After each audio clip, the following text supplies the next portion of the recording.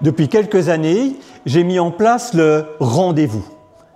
Je vais vous en parler dans cette vidéo consacrée aux routines pour le climat de classe. Alors ce rendez-vous, c'est un moment que les élèves choisissent. J'ai 90% du temps, c'est eux qui choisissent. C'est rare que moi je prenne les élèves en rendez-vous sur mon initiative. Ils déposent leur petite carte avec leur prénom sur mon bureau. Et dans le cadre du temps calme, je vous mets la vidéo en fiche là si vous ne l'avez pas vue, il y a un moment que je vais prendre et que je vais leur consacrer pour pouvoir vraiment les écouter. Vous avez certainement tous déjà réalisé que écouter ce qu'un élève a à nous dire à la porte, quand il y en a une dizaine ou une vingtaine qui attendent derrière, ce n'est pas vraiment le bon moment.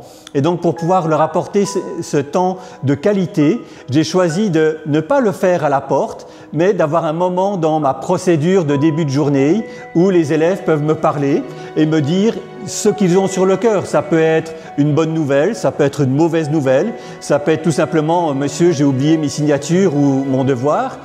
Et c'est vraiment un temps où moi je fais l'effort, je mets en place les circonstances pour être à leur écoute et pour pouvoir leur donner un retour sur ce qu'ils me disent. Alors ça peut être simplement sur le devoir, merci de l'avoir dit et puis fais-le pour demain, ou suivant ce qu'ils me partagent, pouvoir les encourager, pouvoir être content avec eux et puis pouvoir aussi leur apporter une parole de réconfort quand la nouvelle qu'ils ont à me donner n'est pas forcément très agréable.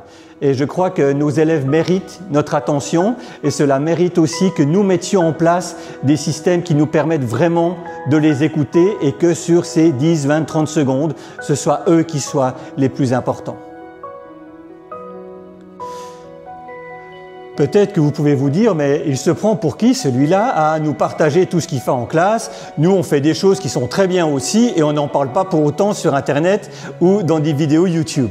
Alors pourquoi je vous partage cela? Parce que le fait d'entendre comment les autres font les choses, ça donne des idées.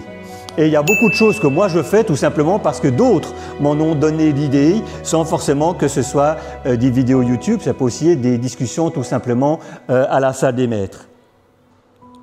Donc, ce que je vous partage dans ces vidéos sur mes routines, ce sont des exemples. Et l'idée, ce n'est pas de les copier, mais c'est de prendre des idées, de regarder, mais qu'est-ce qui résonne en moi quand je vois cette vidéo-là, qu'est-ce qui me fait envie, et qu'est-ce que peut-être j'ai surtout pas envie de faire, et puis à ce moment-là, surtout ne le faites pas. Et puis, à partir de cette idée-là, et puis une autre que vous aurez ailleurs, et encore une troisième que vous prendrez peut-être dans vos lectures ou dans un livre plus théorique, en fait, vous allez créer votre propre routine. Et l'idée, c'est pas du tout de vous inciter à recopier les routines que moi je mets en place, mais que ce soit des idées que vous allez mélanger avec d'autres idées que vous allez prendre ailleurs, où vous allez garder certains éléments qui vous parlent, et où vous allez pouvoir créer vos propres routines pour vos propres besoins en classe. Et si vous voulez en savoir plus sur les routines, je vous invite à visionner cette vidéo que je mets en fiche et qui parle justement des routines, de leurs bons côtés, des inconvénients aussi, et puis de comment elles débarquent dans notre vie de classe.